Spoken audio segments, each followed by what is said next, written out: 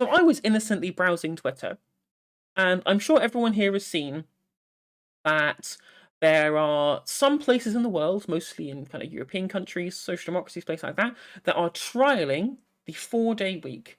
Now, that has taken different forms. I know that the pilot schemes in places like Ireland and Iceland and in Denmark and places like these have all been reduction to 4-hour weeks and then also a reduction in hours as well, usually down to 34 or 35 hours, or 32 hours in some cases as well. So it's a reduction in hours and reduction in days worked. In Belgium, there is the scheme is actually not a reduction in hours. It's still 40-hour work weeks, but you're working 10-hour days 4 days a week instead of 8. I have done that. I don't recommend it, but it's still a reduction in days. But I have a preference for the programs that are reduction in hours as well. And in the UK, the leader of the Welsh Assembly is Mark Drakeford of Labour, who is incredibly based, embraced in socialism pilled, right? And they are also doing a program with which to trial this 4-day work week, considering that from the pilot scheme in Iceland that was trialed from 2015 to 2019, they got excellent results. They saw an increase in mental health, an increase in job satisfaction from people who took the trial, and also they did not see a drop in productivity over the course of the actual working time in that period. So, what we know so far about the 4-day week is it tends to be, from what we've seen so far, given this limited understanding about the efficacy based on a number of small studies rather than any kind of large data set, we have a rough idea that generally turns out pretty good. Unfortunately, Ben Marlow of the Telegraph, he doesn't believe so. He thinks that this is basically communism. And he has written an article in the Telegraph called Wales's Soviet Experiment with the 4-day work week will backfire, which he seems to know, despite all of the data we have currently saying to the contrary. So I'm going to read his article, and we're going to see what he has to say about something as incredibly innocuous as making people's work-life balance that little bit easier. But, we shall see. Let's have a look. The danger is that people will soon object to the very concept of work itself. I mean, I'm not saying it. We're all thinking it, but I'm not saying it. Anyway, this is Mark Drakeford, the based and totally not hapless Welsh First Minister. He is indeed based in red pilled. Good red, though. Not the bad red, the good red. The good red pilled. Iceland has claimed it and tried it and says it was a roaring success. Belgium will be next, followed by Wales. As the working from home debate still rages, a new battleground is already emerging between employers and employees, the 4-day week. The consequences for economic output could be huge, with advocates pushing for workers to receive the same pay despite working less. So let's check ourselves first of all here. That is working less time. Are they going to be doing less work? Well, as I said before, from what we know from the relative pilot schemes that have happened so far, we know that these have shown the results to be that they actually work the same amount, the productivity is the same or greater. So they're not actually doing less work, they're just working fewer hours, because the idea that so much of the workday should be measured by how long you're working rather than the overall output, the overall utility that they gain from your employment. That sounds like a much better way of being able to create a proper analysis of how much somebody has worked, rather than the amount of time it takes them to work, the amount of hours of their day that they had taken away from them with which to subject themselves to what the employer requires of them. Right? This seems like a better metric, but I digress. Predictably, the move is backed by those on the left, because we are based. The Labour Party has long been a supporter of a world in which we all work less for more money, regardless of the economic cost. While the trade unions believe that by reducing everybody's hours, there is more work to go around, magically boosting employment. Now, that seems spurious. As far as I've seen from the results so far, is it doesn't have any effect on overall employment, or a very negligible effect. It doesn't reduce unemployment, but doesn't increase either. That's what I've seen so far from the data. But again, we only have small sample sizes, so it's reasonable to state that, whilst we go into this, that we only have some small sample sizes to go around on this. Although, to be fair, the Iceland one was over 4 years, from 2015 to 2019, so that seems like the most reasonable study with which to go off. In the 2019 general election, Jeremy Corbyn campaigned hard on the introduction of a 4-day week, guaranteeing it would happen by the end of the decade under a Labour government. Based. The then Shadow Chancellor John McDonnell promised it could be achieved with no reduction in pay for workers. Good. Absolutely. If the productivity is staying the same and the employee is still getting the same actual utility out of that employment, then absolutely should they be paid. They should be paid the same. Which, as said, the evidence shows that they most likely will do, based upon what evidence we have right now.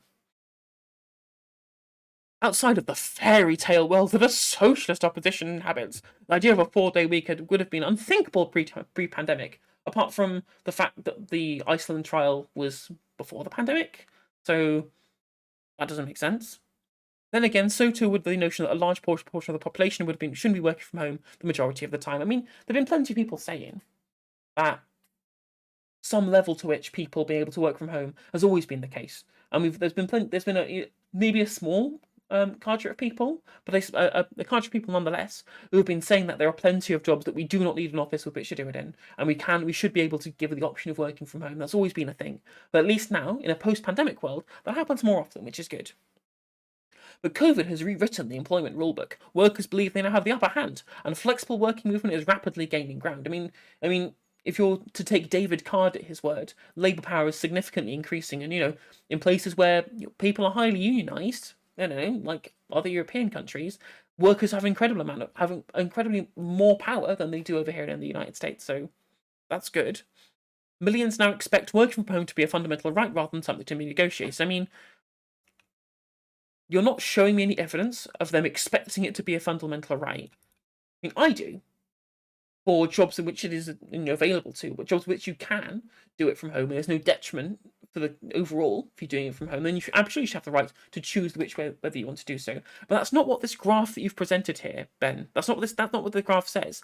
This is a preference about what they want to do, not something that they think they should be expected to be able to do. They have a preference here. So the graph that you've included doesn't actually back up the point that you've put here.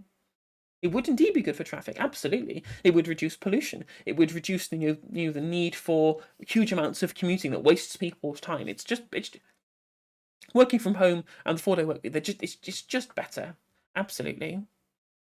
Some people are refusing to return to the office at all, while others are leaving for the world of work altogether, part of the so-called Great Resignation, a trend that has almost certainly been hugely exaggerated. I mean, what's happened is people are refusing to work for shit wages.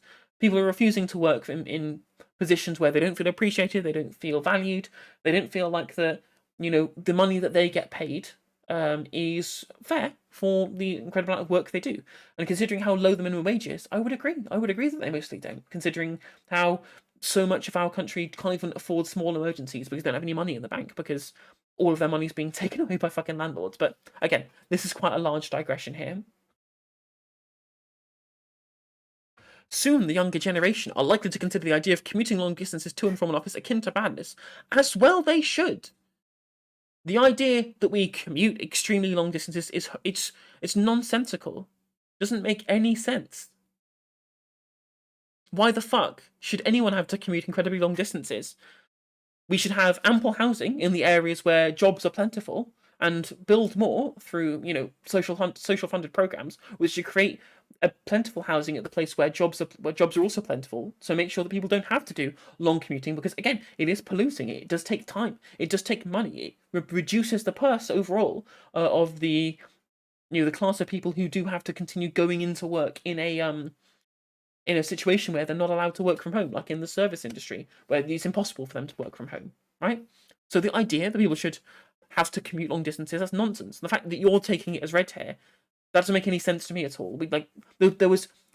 Humanity survived for, millennia without having to get a train from Birmingham to London every day to go to work. So why you think that that's somehow the base level here, rather than what is ideally what is like unideal and unrealistic? It stands to like how biased this person's viewpoint is. But at least I admit that I also have my biases as well. Well, I see all my co-workers face to face on the Zoom calls. Like we have a WhatsApp chat. We're incredibly talkative with each other. There's a guy I work with called Chris, and we both bought houses at similar times. We have conversation. We have our water cooler conversations just via Zoom or via the internal chat between with the other employees, right? I mean, just because it's happening electronically doesn't mean that it's worth any less than if it was in person. I mean, I do think that there are some very minor things that you miss out on from working from home, but I don't think that is enough to counteract the idea that the benefits you get from working from home, with how much you save on transport, how it reduces pollution overall. It The best part about working from home, the really best part, is it fucks over all the commercial landlords, and they're like, "Oh no, please come and work at the offices. My commercial property portfolio, it's very sick. It's very sick and ill, and it needs your help and your money to force people back to work because we can't cope without your precious money. Oh no, look how sick and how destitute my commercial property portfolio is. Please help, Daddy Government. Please help, Boris." I'm like, well, no, you're the one who has huge amounts of office space that you own. You own huge amounts of commercial real estate. You're not the people who need help at this point. At the end of the day, you made a speculation as an investor on a piece of property, and you're losing on that investment because of changes in how the market functions. I mean, you don't like that, then move to China. Come on, there we go. The same attitudes may one day apply to the idea of work evenings, weekends, or overtime. In Belgium, where people are about to be granted the right to request a 4-day week, workers will also be allowed to ignore out-of-hours calls and emails from employers. It is a slippery slope. Even the serfs didn't have to, have the the town crier come to their door, expecting them to then toil on the master's land for any longer. Like, even in feudalism, people weren't expected with which to take out of hours work as a given. So again, the fact that he thinks that this is somehow like crazy or out of reach or something that is extra special, again, just shows how capitalist realism his brain is at this point. Sex in the office is harder, but also easier. True. The private sector should be free to make its own choices. No. Not with regards to labour laws, it shouldn't. Absolutely not. And indeed, that's already happening. Camera maker Canon, electronics giant Panasonic have made the move in Japan. Unilever's New Zealand office has joined in, whilst in the UK, Atom Bank, One Disco, and London's Landmark Hotel are among those leading the way. Based. I am glad that a very, very small amount of private companies have made that choice. But we shouldn't rely on the benevolence of the bourgeoisie with which to dictate the freedoms of the proletariat, right? True. Again, workplace sexual harassment, definitely something that's going to happen less. Also, you get to work in your PJs, which is good. There's another the fucking thing I think I hated in the office. The thing I really hated was this game of one-upsmanship that everyone engaged in when they're working in the office. You always had to be the best looking, the most well presented. There's always this constant competition between people in the office to who is looking the best or whatever. And I'm so glad. Also, I worked in sales as well. I still work in sales, but I'm a manager now. Used to work when I was working on the phones and sales. It was always a competition who would solve the most, all that kind of stuff. Oh god, I drove around the bend. All that relentless internal competition. That I just couldn't stand. I hated that. So I'm very glad to be away from that now. I'm working from home. But that is a digression. But suggestions that the 4-day working week is about to suddenly become mainstream, or indeed should be, are wide of the mark. It is a path fraught with danger. For a start, the timing is terrible. After 2 years of lockdown, disruption, and furlough, the economy needs to grow more than ever. Constraints are the last thing we need. Well, what we actually need is investment from the public sector to get the economy going. But if, for example, people are being just as productive as the evidence from Iceland has shown over that 4-day week, that's not going to cause the economy to shrink just by having people working fewer days if they're being just as productive, right? If anything, if, for example, it does come to pass that it will decrease unemployment and get more people in work because people are more incentivized to work because the conditions are better, that's going to mean more consumers with more expendable income with which to be able to spend in the market, which then is going to create more economic growth. It's going to increase GDP. So again, you've not provided any particularly evidence as to why this would cause the economy not to grow in this case. Please give me some evidence, Ben. Give me some evidence as to why this is the case. Proponents argue that a 4-day week would energize workers, prompting a jump in productivity. But is it realistic to assume that slashing the working week by 20% will produce a corresponding leap in output? I mean, we won't soon find out. We already have evidence from Iceland. Okay, sure. Companies are being asked to join a 6-month pilot program looking at the impact of shorter working hours on productivity and well-being. Participating companies will be expected to follow the 100-80-100 model, receive 100% of the wages working 80% of the time in return for committing to maintain 100% of previous productivity levels. I mean, productivity over the course of the week, I'm assuming, rather than productivity per hour. Otherwise, that means productivity would go down. So I'm assuming that means that there is going to be some at least some kind of agreement, not unspoken agreement between both parties, the employer and the employee, in these cases, with which that there is give and take. In which if we give you if these better contracts are going to come into place and these better work week hours are going to come in, they expect to get the productivity to match that, which seems I mean, it's not ideal. It's not what I'd want. It's not the complete cooperativization of all firms in the economy. But as an expectation, I think that's reasonable given the circumstances.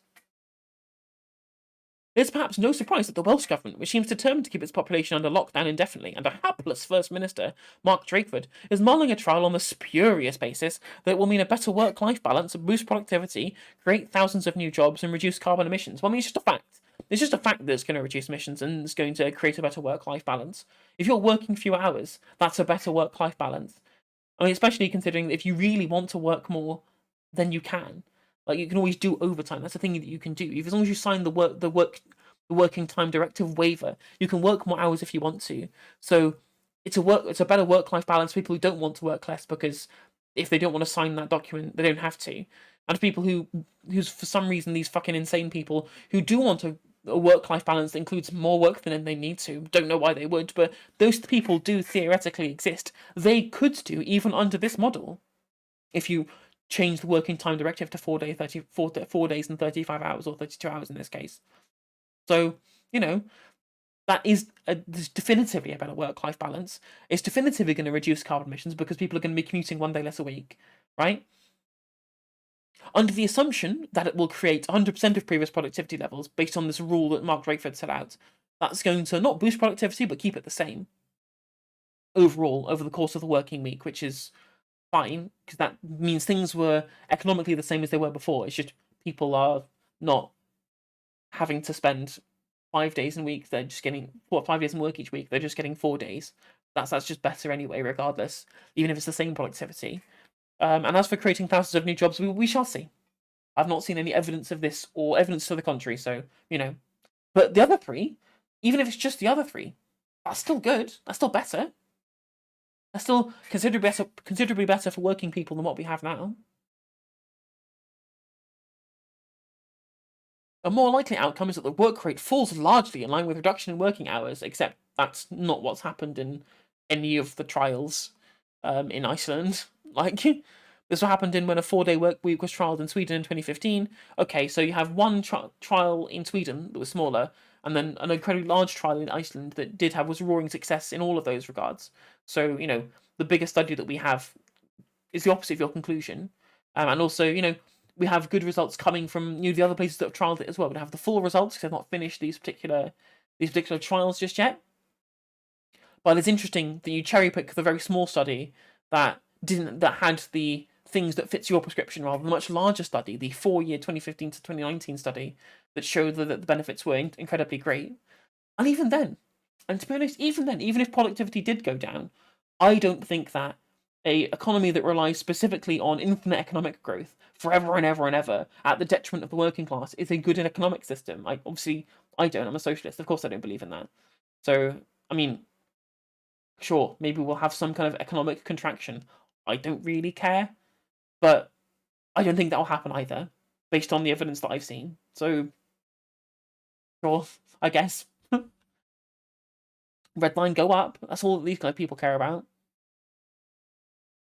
You only have to look at how undynamic the French economy became after imposition of a 35-hour week 2 decades ago. Now, I checked, and worker productivity in France has continued increasing since then, in line with the other countries in Europe. So I'm not sure what he's trying to say there. And also, the worker productivity after the financial crash in 2008, didn't crash as hard in France. Interesting that. So again, he's not provided any evidence as to why the French economy is undynamic.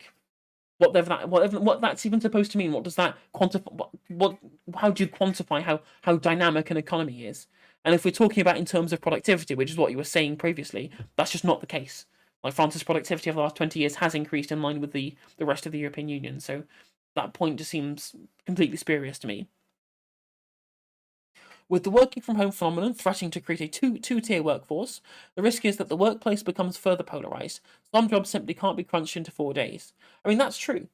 There are some jobs that can't be crunched into 4 days, and there are some jobs where the amount of time you spend in the job itself is more important than, or is directly proportional to the level of output that you get. And I understand that. Like, obviously, I work in a call center, and when you're in a call center, it's all about time on the dialer. It's time spent for being part of the headcount. It's time spent fulfilling the wishes of the client. So I do get that, but unfortunately, there are plenty of companies, and I would say the vast majority of these people make enough profit that these things can be absorbed by the profit margins. And I think that's fine. And in fact, I think it's better because money that's going into the pockets of shareholders is money that's going to get the money that gets sucked into the pocket of shareholders is money that doesn't get spent in the economy. It just gets put into more investments and doesn't circulate. It's not money that with high velocity. Whereas if you then take those profits and then put them in the hands of the working class, who are the biggest consumers in the market, that will drive GDP further if they have better buyer power in the market. So as far as I'm concerned, money that's taken out of the profits of these corporations and put into the hands of workers is better for the economy in general. True, they are soul sucking jobs, and some people do need to do it, but they need to get paid more because it is soul sucking. Speaking from experience, they should get paid more, absolutely, for the jobs that they do, and how horrendous it is, and how miserable it is having to deal with members of the public. And I think reducing it to a 4-day work week and just saying, well, look, if you're a job like a call center or whatever, then tough. It's a 4-day work week. You're gonna have to hire more people. You're gonna have to make it more attractive for people to want to work for you. I think that's gonna have to be the case because these outsourcing companies make huge amounts in profits. Obviously, I'm not gonna name which one I work for or anything like that, but I know that multiple different call center outsourcing companies are all making incredibly large profits at the moment, and that should go to the workers. Again, I mean, obviously, again, I am a socialist. I do believe that all of those profits should go to the workers, and they should be forced to cooperatize. But again, I'm not living in magical Christmas land. I'm living in real neoliberal capitalism, so I can't get everything I want. But at the very least, we should fight for policies like the 4-day work week that do mean that some companies are forced to transfer more profits to the workforce. It reduces choice too. What about those that don't want to work extra hours but actually need to supplement poor wages, such as the millions working in the gig economy in the service sector or those in 0-hour contracts? So, if they're getting paid more per hour because the same amount of work is going into a smaller amount of time, then they're going to be able to still work the extra hours and still supplement their wages. They're just working less at their first job, right? They're still working less for the same pay and still have the ability to supplement those wages elsewhere or do overtime. That's a thing they can still do. That doesn't make any sense. The millions working in the gig economy, well, they should just be paid more regardless because the gig economy is garbage. Or just get rid of the gig economy altogether and just legislate that these people have to be not contractors. These people should be proper salaried employees who get paid a proper living wage. And again, go back in with this 4-day working time directive that's being trialed. Like, that's not a problem with the legislation. That's a problem with the gig economy because the gig economy is bad. It is bad. Like, there should be ways in which we change how the gig economy works, but we shouldn't do that. That's not an excuse for implementing a policy for other people that makes their lives better. And again, the service sector, they'll be still working shorter hours for the same pay. Like, true, but he would own slaves if he could. He absolutely would do the way which he sneers at even basic things that make life better for the working class. Right? It's very clear to me. This guy's status is chief city commentator at the Telegraph. Right? This guy's probably friends with a bunch of investment bankers who don't understand the value of labor, or they probably don't even understand that basic stuff like the fact that labor is where the value comes from. That takes the original raw materials and creates commodities, right? That generates value within these businesses, the labor that's being engaged in, because investment doesn't get anywhere unless there is labor with which to create the commodity for sale. But I think there are plenty of them that do understand. Like I was watching Question Time, and there was a journalist for The Economist who also works for GB News. And he was saying that he wants taxes to be changed, like I was saying before. So they don't tax labour; they tax what he called unearned wealth. Which I was like, you're trying to make a distinction between those who make money from selling their labour power and those who make money from extracting surplus value. It's a bit Marxist for someone at The Economist, or to even like threaten like the liberal assumption that people who are rich have earned their money when he called it unearned money, which I would absolutely agree with. People who just make money off of owning stuff rather than working, that isn't earning, that's just making money. I think that's a clear distinction. It was interesting to come from somebody who works at The Economist and GB News, but Liam Halligan, I think his name is, but that's a bit of a digression. But yeah, I think there are plenty that do understand, but there are and don't care. But I just think this guy literally just doesn't understand. Again, most of these liberal-brained people, most of these fucking liberals, have just internalized everything. Everything's been completely internalized on their end, and they think that people who think that surplus value extraction is earned wealth, they think that people who don't think that are like delusional. And I'm like, no, you're just a product of the system that you've been brought into. You're just a product of liberalism at the end of the day. With the cost of living spiraling, a 4-day week could be financially crippling for many. Well, they're getting paid the same. They're getting paid the same, Ben, and they can still do overtime if they want. Literally, that's the opposite of what's happening. With the cost of living spiraling, people working less with the option to work longer to get more money than they previously would. This is essentially a wage increase for everybody. I guess, at least by the hour. So this is the opposite of financial crippling. That point is completely moot here. That doesn't make any sense. But there's a more important point about the folly of pandering too hard to demands for a better work-life balance. For a start, it is wrong to assume that we all want to work less. Leisure or downtime can quickly become dead time that is bad for mental health as working long hours, while many people gain immense satisfaction and self-worth from going to work. And they can do that. They can go to work. They can do overtime if they want and get paid even more. Sure, by all means, they can do that if they want to. But the issue is that the people who don't want to are being forced to work more than they need to. It's very, very simple. This gives people more choice, not less. Because at the end of the day, all of these institutions, all of these companies are going to want to take as much of your time for as little money as possible. So government intervention with which to make sure that they give you more money and take up less of your time is the only way that that's going to happen. Apart from in the case of the very few companies that they mentioned previously in the article. I guess in a labour market where workers have more power, they're going to want to make themselves be more attractive to potential workers. But we can't just rely on there being a labour market in which the workers have power, rather than legislating it from the top down from a government that acts in the interest of workers, to then use that to be able to legislate the fact that workers have more power, which is something rather than just relying on the market to decide, which again has been shown the vast majority of the time to benefit only one class, which is the bourgeoisie. So yeah, this is more choice. It's better for workers. This guy just doesn't like workers very much. He's too busy thinking of his own pocket and his pockets of his mates. If the pendulum swings too far in the opposite direction, then the danger is that soon it isn't just working in the office or working a full week that people object to, but the very concept of work itself. We should be careful what we wish for. I mean, again, I'm not going to say it. I'm not going to say it. I'm not going to say it. But again, I am of the belief, I know I'm different from much of left comms in this regard. I'm of the belief that some work is necessary.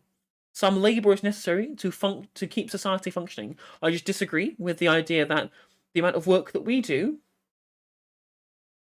is necessary with which to continually feeding the engine of capital with which drives on ad infinitum in search of ever infinite growth, despite the tendency of rate of profit to fall, all that kind of malarkey that shows that inherent contradiction in the desire for infinite growth, right?